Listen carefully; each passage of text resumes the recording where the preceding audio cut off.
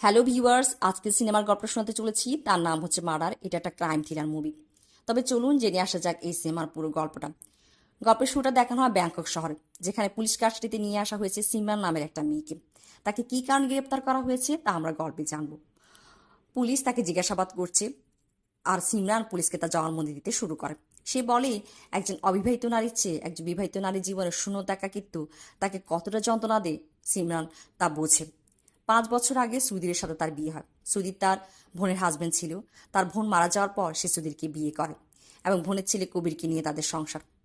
আর তারা ইন্ডিয়া থেকে ব্যাংকক চলে আসে। সুধীর এবং সে হাজবেন্ড হিসেবে থাকলেও তাদের মাঝে রয়েছে শূন্যতা, কেননা সুধীর তার বোন সোনিয়াকে এখনো ভুলতে পারেনি। আর সিমরানের মাঝে সোনিয়াকে খোঁজে এবং তাকে স্ত্রীর ভালোবাসা দিতে পারে না। নিজে একাকিত্ব কাটাতে সিমরান একটা পার্ট টাইম জব করে। আর একদিন অফিস থেকে ফেরার পথে বৃষ্টিতে তার দেখা হয়ে যায় সানি নামে একটা ছেলের সাথে, যে তার পুরো পরিচিত। সানি রিকোয়েস্টে সিমরান তার ফ্ল্যাটে আসে। সানি জানায় যে সে ব্যাংককে একটা ডিস্কোতে ডিজে হিসেবে কাজ করে। সানি সিমরানের ভিজে শাড়িটা নিয়ে গিয়ে শুকিয়ে দেয় এবং তাকে কিছু কাপড় দিয়ে পরার জন্য। এভাবে সিমরান সেখানে কিছু সময় থাকে এবং সানির সাথে টুকটাক কথা বলে। বৃষ্টি থামার পর সিমরান যখন চলে আসছিল, সানি তাকে একটা কাগজের প্যাকেট দেয় এবং বাসা গিয়ে দেখতে বলে। এদিকে সিমরান বাসায় এসে সুধীরকে বলছে যে আজকে তার একটা বন্ধুর সাথে তার দেখা হয়েছিল, কিন্তু সুধীর সবসময় কাজ নিয়ে পড়ে থাকে। সিমরানের প্রতি সে যত্নশীল আগ্রহী না। সিমরান বুঝতে পারে, সে রাগ করে যে সুধীর কখনোই তার কথা মনোযোগ দিয়ে শোনে না। দুজনের মধ্যে উচ্চবাক্য হয়। একটা সময় সুধীর সিমরানকে সোনিয়া বলে ডেকে ওঠে। সিমরান মন খারাপ করে চলে যায়।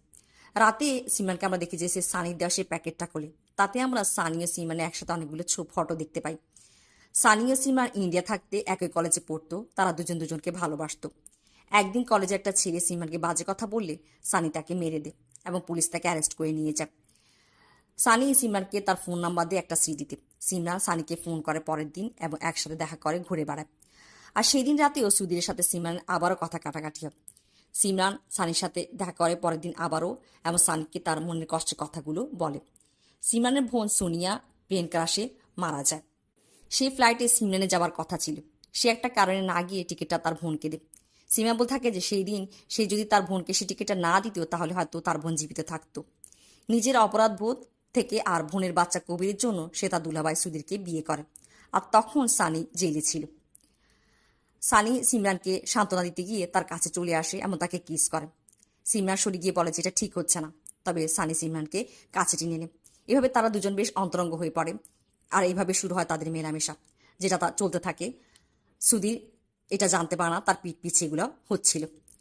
আর সিমরানকে আমরা দেখি যে সুধীরকে এবার ইগনোর করতে শুরু করে। একবার সুধীর ফরেন ট্যুরে গেলে সিমরান সানির সাথে এতটাই মেলামেশা মগ্ন হয়ে পড়ে যে সে ভুলে যায় যে কবিরকে স্কুল থেকে আনতে হবে। আর যখন মনে পড়ে সে স্কুলে যায় আর দেখে যে কবির স্কুলে গেটে একা বসে আছে। তাকে দেখে কান্না শুরু করে। সিমরানের কাছে সেদিন বেশ খারাপ লাগে। আর সিমরানের কাছে মনে হয় যে সে দায়িত্ব অবহেলা করছে, তার হাজবেন্ড সুধীরকে ঠকাচ্ছে। সিমরান ঠিক করে সানির সাথে সমস্ত সম্পর্ক ভেঙে দেবে আর সে সানির বাসায় আসে। সানির সাথে সিমরান অন্য একটা মেয়েকে দেখে, যার নাম রাধিকা। সে বলছে যে সানির প্রেমিকা সে সিমরানকে গালি দিতে থাকে আর সিমরান সম্বন্ধে বেশ কিছু পার্সোনাল কথা বলে ফেলে। সিমরান বুঝে যায় যে সানি তাকে এসব বলেছে। সানি রাধিকাকে ঘর থেকে বের করে দেয় এবং সিমরানকে মানাতে চায়। তার সাথে জোরজবরদস্তি করতে থাকে। একটা সময় সিমরান হাতের কাছে একটা ছুরি পায় এবং সেটা সানিকে মেরে দেয়। সানি মারা যায়। এটা ছিল সিমরানের বয়ান পুলিশকে। তবে সিমরানের বয়ান শোনার পর পুলিশ ইন্সপেক্টর খেপে যায় আর বলে তুমি মিথ্যা বলছো। আর সুধীরকে দেখায় যে পাশের রুমে পদ্মার উপাসে ছিল। বলে সুধীর বলছে সে খুনটা সে করেছে, সত্যটা বলো খুনটা কে করেছে। সিমরান বলে সুধীর আমাকে বাঁচাতে চায়, তাই নিজের উপর দোষ নিচ্ছে। পুলিশ এবার সুধীরের কাছে আসে এবং তার জবানবন্দি নেয়।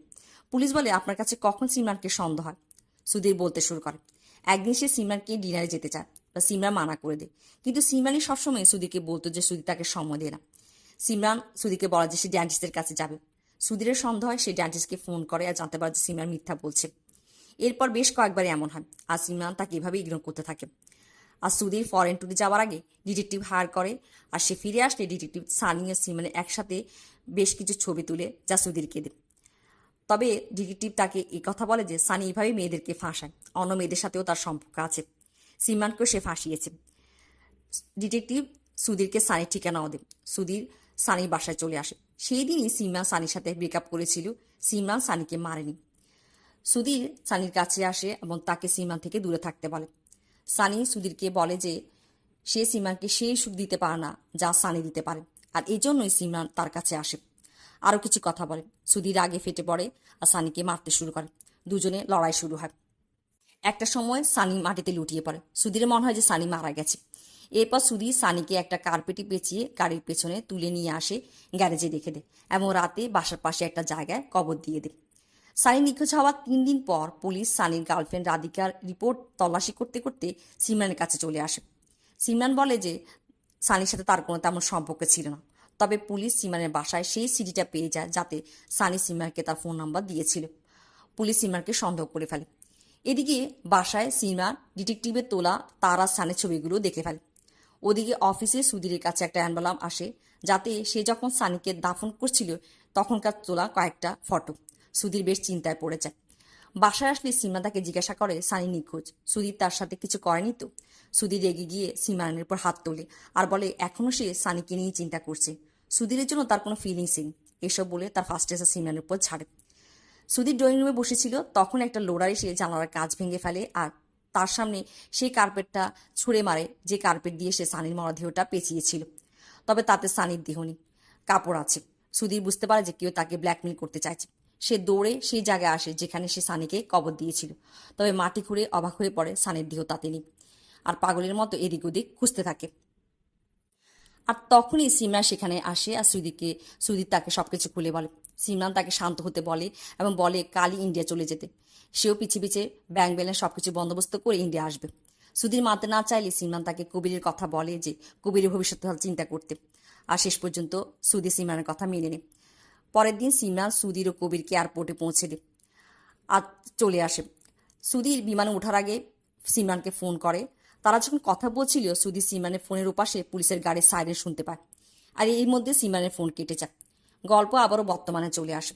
সুধীর পুলিশকে বলে যে সে বুঝে ফেলেছিল যে পুলিশ সিমরানকে অ্যারেস্ট করার জন্যই তার পিছু নিয়েছে, তাই সে ফ্লাইট না চড়ে পুলিশের স্টেশনে চলে আসে।